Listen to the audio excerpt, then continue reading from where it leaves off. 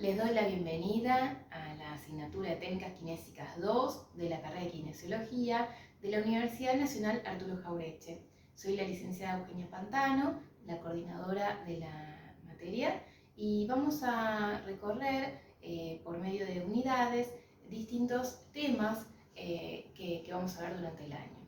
En esta ocasión comenzamos con la unidad número 1, que es de reeducación postural. En el día de hoy vamos a acercarnos a una evaluación kinésica para luego obtener un diagnóstico funcional, y a partir de allí podemos proponerle un tratamiento acorde al paciente. Vamos a tener distinta bibliografía que ustedes pueden consultar y pueden ampliar también con otro material. Bueno, comenzamos la clase. Cuando uno habla de evaluación postural, nos referimos habitualmente a lo que es una evaluación de la línea de la plomada. Es una evaluación estática. No podemos considerar que esta es una evaluación completa e integral del paciente, una evaluación funcional, porque la postura es dinámica. Entonces debemos realizar una evaluación dinámica, una evaluación del movimiento, ya sea por sectores, ¿sí?, segmentaria, o también global, ¿no? Y una evaluación funcional, una evaluación de la marcha. Con el movimiento nos vamos a dar cuenta de otras cuestiones, por ejemplo, de compensaciones, ¿sí?, de alguna retracción que quedó oculta en la evaluación estática. Nosotros en una evaluación estática vamos a evaluar la morfología, la alineación de las estructuras óseas, pero con el movimiento podemos evaluar la articulación, podemos evaluar el componente muscular, facial. Entonces siempre debemos completar, ¿sí?, con el movimiento, con la marcha, y también tenemos que hacer una entrevista al paciente y tenemos que tener en cuenta el oficio, la profesión. No es lo mismo que el paciente trabaje 10 horas sentado o 10 horas de pie, o que de repente tenga un trabajo activo o un trabajo estático, porque las dolencias van a ser otras, porque las retracciones musculares y faciales van a ser otras. Entonces, al conocer el hábito, la situación particular de cada paciente, nos va a hacer entender también por dónde viene el cuadro sintomático o morfológico. También tenemos que considerar la situación emocional o psicológica del paciente, considerarlo porque estamos haciendo una evaluación en ese momento, cómo se encuentra el paciente en ese momento. No quiere decir que siempre responda a lo mismo. Entonces, para la evaluación debemos hacer una evaluación estática, una evaluación dinámica, una consideración de su situación de salud mental, y también tenemos que tener en cuenta la neurofisiología de la postura, que tiene en cuenta a los captores, ¿sí?, a los captores que ya vamos a ir hablando, tanto propioceptores como los exteroceptores, que me van a dar información y el sistema nervioso central va a ir regulando. Es importante también integrarlo en nuestra evaluación. Entonces no nos quedemos con una simple evaluación de la línea de la plomada. A continuación vamos a ir viendo detalle por detalle para poder acercarnos a una evaluación funcional. Para obtener el diagnóstico kinésico hay un largo recorrido que atravesar. Tenemos que tener una mirada amplia, global, escuchar al paciente, entender su rutina, su dolor, antes de realizar las pruebas clínicas. Como dice Pilastri en su libro, la evaluación del paciente no debe dirigirse tan solo a la búsqueda de patologías, sino que debe ampliarse el enfoque de evaluación al comportamiento dinámico del cuerpo. Cuando hablamos de definición de posturas, vamos a encontrar distintos conceptos, distintas definiciones. Kendall, por ejemplo, define la postura como la composición de las posiciones de todas las articulaciones del cuerpo humano en todo momento. En cambio, Andújar y Santoja hacen referencia a los conceptos de postura correcta como toda aquella que no sobrecarga la columna ni a ningún otro elemento del aparato locomotor. Hay otras definiciones, por ejemplo, Pilat define la postura estática como la relación entre distintos elementos corporales, y a la postura dinámica como la búsqueda del equilibrio entre la gravedad y la respuesta que tienen los músculos ante la acción de la gravedad.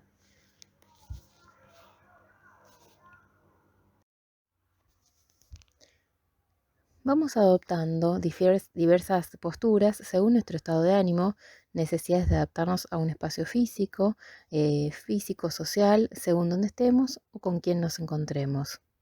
La postura es dinámica. No podemos quedarnos con una idea de la visión estática. Kendall asegura que la postura representa el conjunto de posturas que adoptan todas las articulaciones del cuerpo en un momento determinado, y que el alineamiento postural estático se define en relación a la posición de diversas articulaciones y segmentos corporales. ¿Por qué decidimos estudiar la postura de nuestros pacientes? ¿Qué importancia reviste? El paciente no llega al consultorio por lo general para que le evaluemos la postura.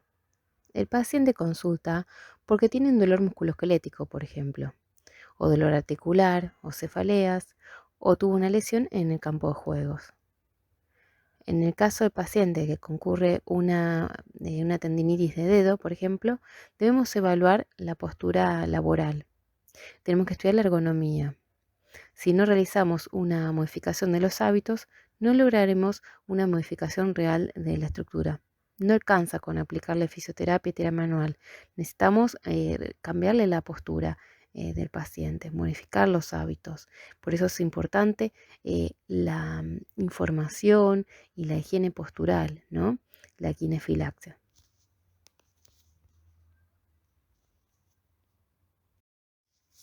Otro ejemplo de la importancia de la evaluación postural en un deportista es disminuir el riesgo de lesión deportiva. Si un futbolista tiene un acortamiento muscular y de los isquiotibiales, por ejemplo, tiene mayor riesgo de sufrir un desgarro, una lesión. La quinefilaxia es un trabajo kinésico muy importante y cada vez hay que darle mayor lugar.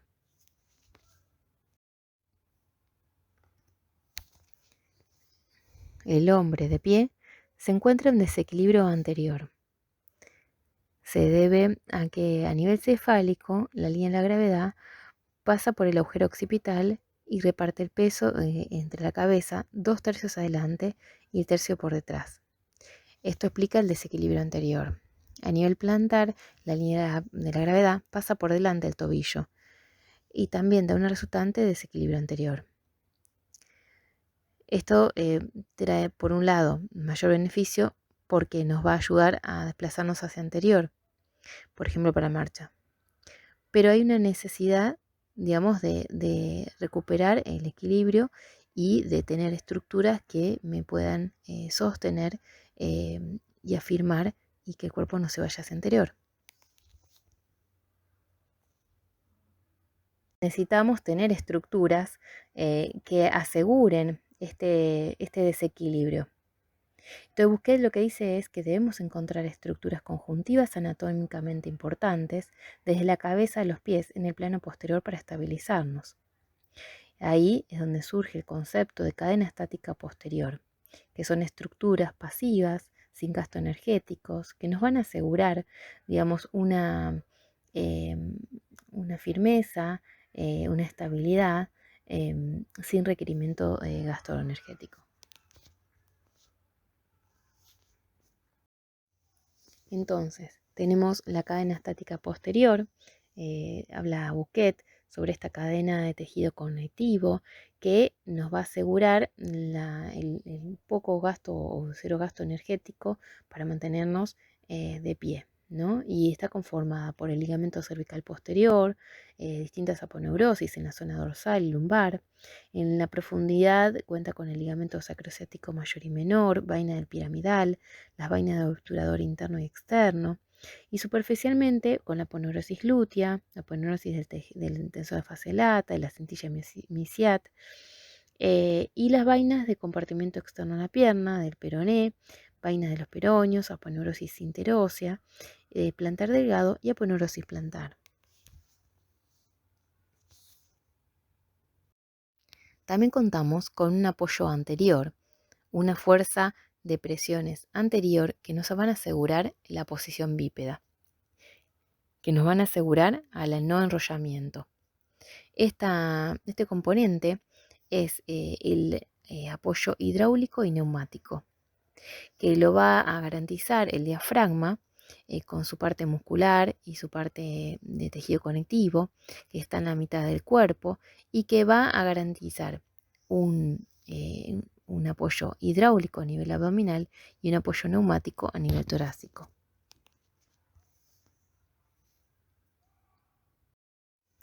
Debemos considerar las referencias de la postura bípeda ideal que propone Kendall. Nos va a servir para una evaluación estática. Imaginarnos una línea vertical que pasa por distintas estructuras desde una vista de perfil. ¿Por qué estructuras? Bueno, a través del lóbulo de la oreja, a través de los cuerpos vertebrales cervicales, de la articulación del hombro, por la mitad a través del tronco, a través del trocánter mayor del fémur, por delante de la línea media a través de la rodilla y por delante del malleolo externo. Esta línea o esta referencia la podemos visualizar cuando sostenemos la línea en la plomada y nos va a ayudar a entender si el cuerpo está adelantado, si está posteriorizado y con las distintas regiones para ver si una región está más adelantada o una zona está más posteriorizada.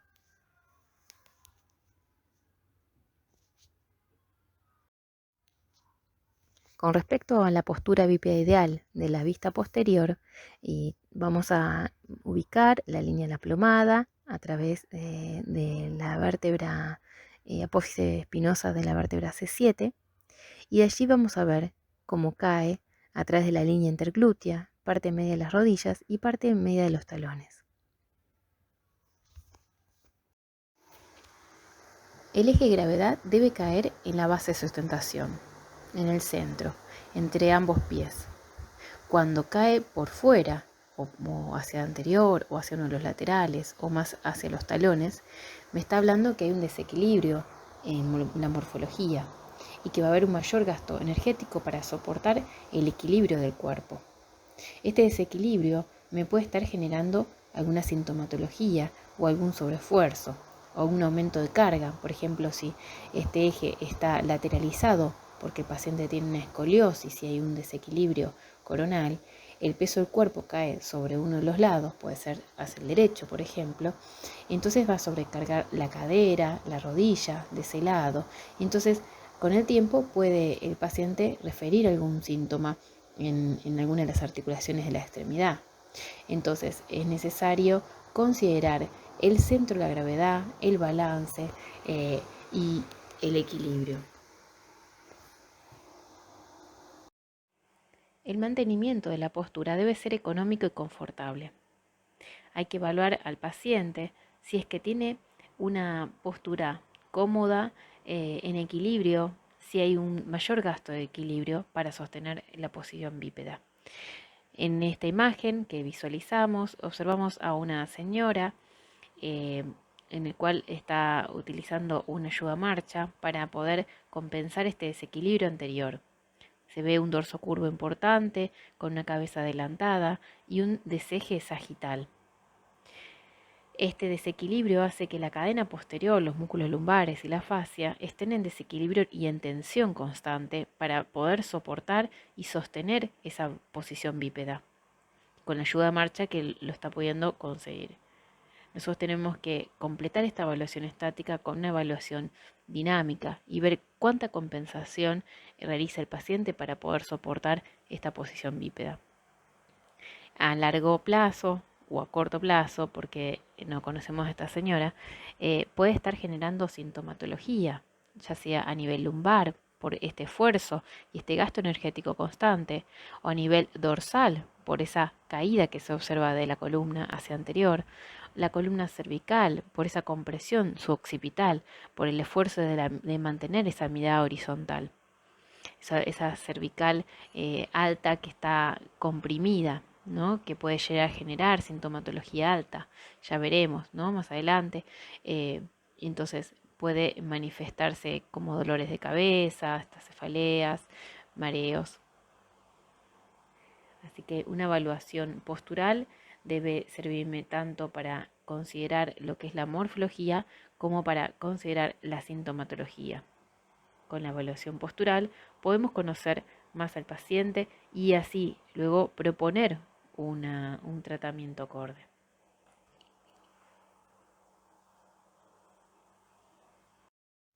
Pilat afirma que el análisis del comportamiento postural de nuestros cuerpos y el factor de integración de los movimientos corporales a través y por el sistema miofascial son temas inseparables. El tejido conectivo, el tejido facial, va a integrar los movimientos, va a coordinar los movimientos y va a asegurar este equilibrio de tensiones. Tenemos que considerar un aspecto de la postura, que es la neurofisiología de la postura. La posturología clínica considera al sistema tónico postural como un conjunto de interacciones entre aferencias y eferencias dados por varios receptores posturales, los que a su vez están modulados directa e indirectamente por el sistema nervioso central. ¿Cuáles son los estereoceptores que conocemos? Y bueno, tenemos el sistema visual, la información plantar a través de los varios receptores y el sistema vestibular. Tenemos endoceptores y proceptores, que estamos hablando de tejido muscular, tejido conectivo, cápsulas, por ejemplo. Y toda esta información que entregan estos receptores, estereoceptores y endoceptores, va a integrarse en el sistema nervioso central y dar la respuesta que corresponde.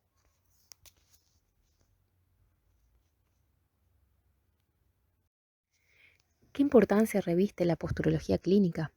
Bueno, es una mirada integral, una mirada interdisciplinaria.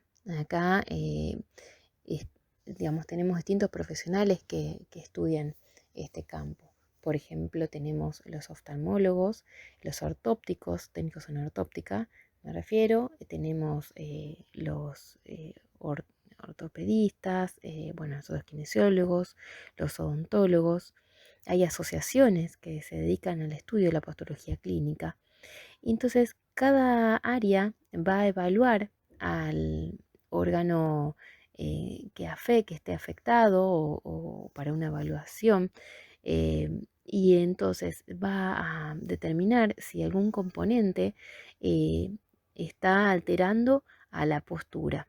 Por ejemplo, si nosotros tenemos un paciente que tiene una alteración en uno de los músculos que va a orientar la dirección del ojo, de uno de los ojos, puede darnos una información de afuera, el estereoceptor de la visión está alterado y me puede dar un problema de desequilibrio. Si nosotros no solucionamos este desequilibrio, este deseje, no vamos a poder resolver la postura. Es lo que habla la posturología clínica. Lo mismo que, por ejemplo, en el caso de un problema de ortodoncia, me puede estar dando una mala información en lo que es la postura y esto me puede generar una desviación hacia anterior o hacia posterior.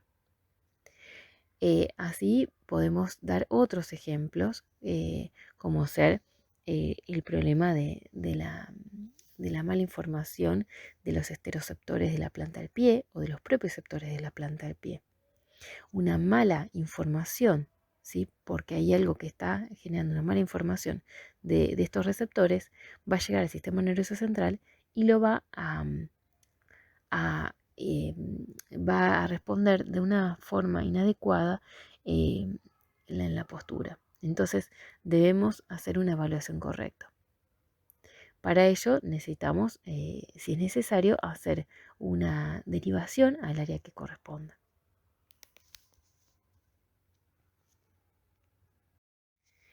¿Qué importancia reviste la posturología clínica?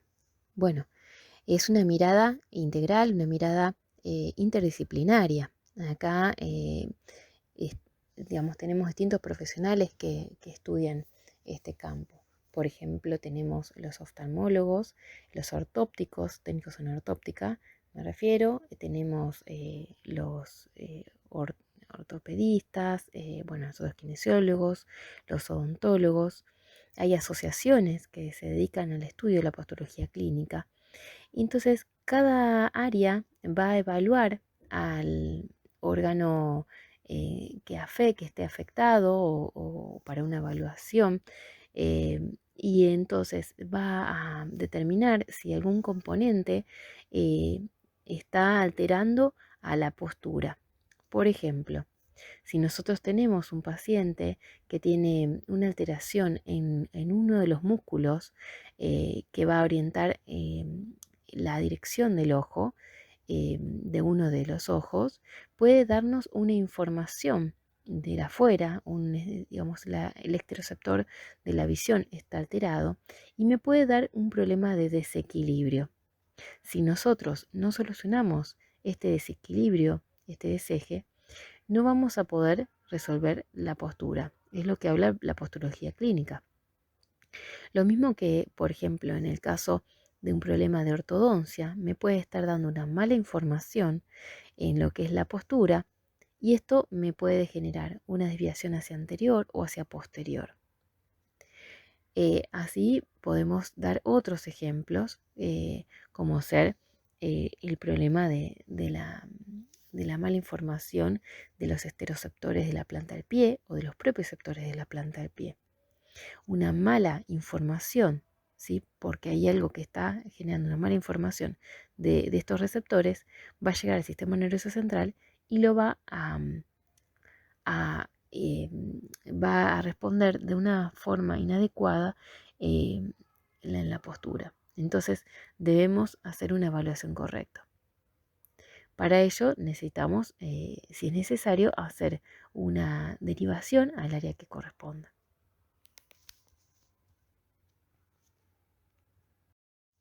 Por lo tanto, hay que considerar en toda evaluación kinésica el aspecto postural, ¿no? Tanto para pacientes de traumatología, para pacientes del área de la neurología, áreas de internación, de respiratorio.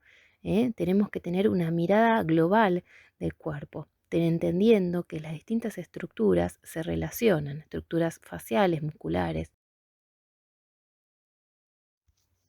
Entonces, en cada evaluación kinésica hay que realizar una anamnesis, una evaluación clínica estática dinámica, una inspección, palpación, mediciones específicas y una evaluación radiográfica. De esa manera vamos a acercarnos a encontrar un diagnóstico kinésico funcional. La anamnesis es fundamental en una evaluación. El paciente es entrevistado por el profesional, se le va haciendo una serie de preguntas, buscando y orientándonos hacia la causa del problema. Debemos preguntarle cuáles son las características del dolor, si el dolor aumenta durante el día, si aumenta a la mañana, si el paciente siente el dolor constantemente. Podemos considerar alguna escala, por ejemplo la escala visual análoga o alguna otra escala que conozcan. Y a través de esta entrevista, de este diálogo, que hay que tomarse el tiempo suficiente para realizarlo, vamos a poder acercarnos a, a una idea o a una hipótesis de diagnóstico. Luego sigue la evaluación clínica, pero ya nos vamos a ir encontrando o acercando al diagnóstico. ¿Por qué digo esto? ¿Es lo mismo un dolor a la mañana que a la noche? ¿Es lo mismo que el dolor dure constantemente, que el dolor, por ejemplo, se manifiesta ante un movimiento activo, con la carga de peso o sin la carga de peso? Bueno, con estas características podemos pensar qué estructura está dañada, cuál es la estructura que está afectada o cuál no. Luego de realizar la entrevista al paciente, vamos a comenzar con una evaluación clínica, una evaluación estática y luego dinámica. Para comenzar con la evaluación, le solicitamos al paciente que se quite la mayor ropa posible. Así tenemos los reparos óseos para poder observar. En la inspección vamos a evaluar en una vista anterior, una vista posterior y lateral derecha y lateral izquierda los distintos reparos y vamos a compararlo con las distintas referencias anatómicas de la posición bípeda ideal. Por un lado, vamos a considerar las estructuras óseas y por otro lado vamos a observar cómo se encuentra el tejido facial, el tejido músculo facial, que lo vamos a ver más adelante en otras clases. Me va a hablar de las cadenas musculares, las distintas retracciones. En la inspección también vamos a observar cómo está el tejido, si hay cicatrices, si hay inflamación, tejido enrojecido. Después vamos a pasar a una evaluación dinámica.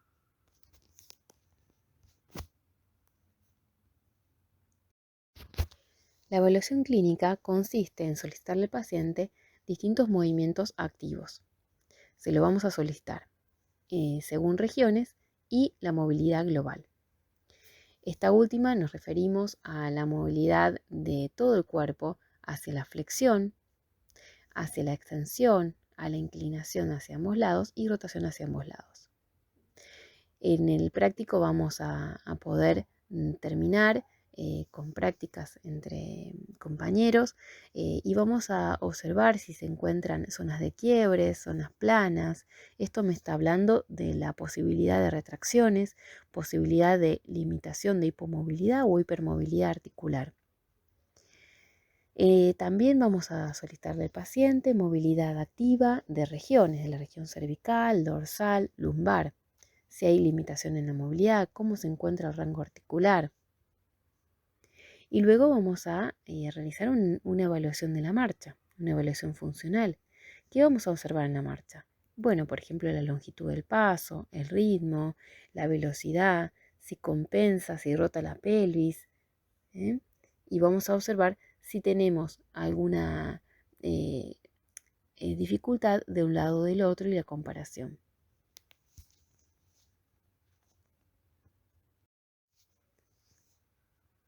La palpación se puede realizar tanto en bipedestación, en sedestación, como en decúbito. Vamos a evaluar el tono muscular, si se encuentra en hipertono, en un buen tono o hipotono. Vamos a observar si hay retracciones o rigideces.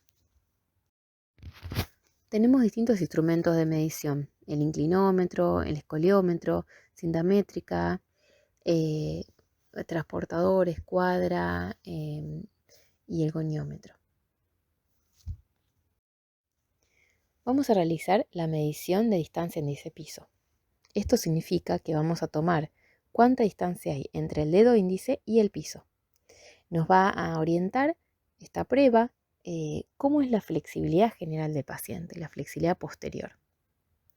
Para esto vamos a pedirle al paciente que se descalce, que se quite la mayor ropa posible para que no interfiera en la prueba. Y entonces le decimos que mantenga las rodillas en extensión y incline el cuerpo hacia adelante, dejando los brazos en extensión y dejando los dedos estirados. Entonces ahí con 1 centímetro vamos a medir esta distancia entre el dedo índice y el piso.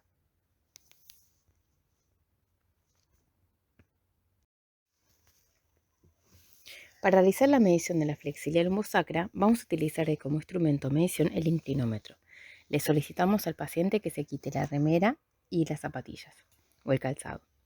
Entonces vamos a posicionar el inclinómetro, el paciente debe estar de pie, se vamos a posicionar en L5S1 y le solicitamos la flexión anterior de la columna. Entonces vamos a seguir qué es lo que nos marca el inclinómetro para poder determinar cuántos grados de flexión anterior tiene. Esta medición nos va a servir para tener una idea de cómo se encuentra la región lumbar en la movilidad activa de la flexión. Entonces, cuando vamos a trabajar después en el tratamiento, podemos hacer una comparación de cómo estaba al comienzo del tratamiento y posterior. Es una medición para saber a nivel lumbosacro cómo está la flexibilidad lumbosacro y podemos también tomar comparaciones con la flexibilidad general del paciente, que ya se le hicimos anteriormente.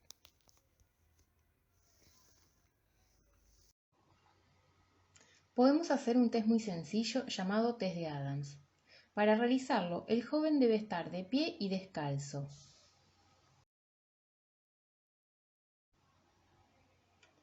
Se le solicita que lleve el tronco hacia adelante manteniendo las piernas estiradas como muestra el video. El familiar debe observar la espalda del joven desde atrás e identificar si ambos costados de la columna vertebral están alineados.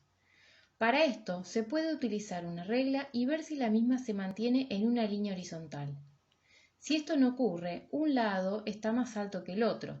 Esto se debe a una rotación vertebral, siendo la misma un signo de la escoliosis. En la imagen superior de la derecha se observa cómo se encuentra alineado y en la imagen de abajo se observa la jiba por la rotación vertebral. Para hacer la medición de la flexibilidad de los miembros inferiores, sobre todo de la musculatura posterior, se le solicita al paciente que se acueste en decúbito dorsal. Esto lo podemos hacer en la colchoneta, en el piso o en una camilla. Los miembros inferiores deben estar en flexión de 90 grados, de cadera y de rodilla. Se puede llegar a poner un cajón detrás del muslo como para tomar un punto de referencia y para que el muslo no se venza. A partir de ahí, con una flexión de 90 grados de rodilla y cadera, se va a buscar hacia la extensión de la rodilla hasta donde alcance sin esfuerzo el paciente y sin compensar. Ahí se toma la medida de cuánto es el rango de extensión de rodilla. Esa es la flexibilidad de los isquiosurales. El paciente tiene que tener una flexibilidad esperada de un 70 grados para que no tenga riesgos de desgarro o de lesión musculoesquelética. Realizar una medición de la longitud de los miembros inferiores. Entonces vamos a realizar una medición real, vamos a tomar un metro, vamos a posicionarlo desde la espina ilíaca anterosuperior al malleolo interno. Comparamos un lado y el otro. Esto me va a decir si tenemos alguna diferencia de la estructura ósea. Para saber si la estructura ósea afectada es el fémur, le pedimos al paciente que se acueste en decúbito dorsal con los miembros inferiores en flexión. Si vemos que una de las rodillas sobrepasa, vemos que uno de los fémur está más largo. Si nosotros lo observamos y miramos que una de las rodillas está más alta, vemos que la estructura ósea afectada o que está alterada es una de las tibias que está más larga. Pero también tenemos que tener en cuenta de hacer una medición de la longitud aparente de los miembros inferiores, porque si bien puede tener conservada la longitud de las estructuras óseas, puede haber una desviación postural, por ejemplo, un genio valgo más importante de uno de los miembros inferiores que el otro, o mayor genio varo, en una rotación de la pelvis, y eso me va a dar una diferencia de longitud aparente. A la hora de la evaluación postural kinésica, primero una evaluación estática y después una evaluación dinámica. Tenemos que tener en cuenta distintos aspectos a considerar del paciente, lo que es, por ejemplo, el aspecto biomecánico, lo que son las alineaciones óseas, por un lado global, por otro lado segmentaria. Tenemos que tener en cuenta cómo se encuentra el sistema musculofacial, si hay retracciones, cómo están las cadenas musculares. Por otro lado, tenemos que tener en cuenta el aspecto psicológico y emocional del paciente, cómo está el aspecto neurofisiológico, ¿sí? Lo que es la posturología clínica, que tiene en cuenta los distintos captores. Por otro lado, tenemos que tener en cuenta la ergonomía, ¿sí? Hablar con el paciente, qué tipo de trabajo tiene, si es sedentario, si es dinámico. Y entonces, después, con toda esta evaluación que hicimos, buscar encontrar o acercarnos al diagnóstico kinésico, para después, más adelante, poder resolver o acercarnos a trabajar sobre lo que es la causa del problema. Siempre tenemos que evaluar al paciente y no generalizar, ¿sí? ¿Cuál es la causa del problema o cuáles son las causas del problema de mi paciente? Y entonces buscar estrategias, ¿sí? Con las distintas herramientas que se van a ir aprendiendo en la cursada para poder resolver y tratar de acercarnos a darle una respuesta más certera y que pueda mejorar la calidad de vida del paciente.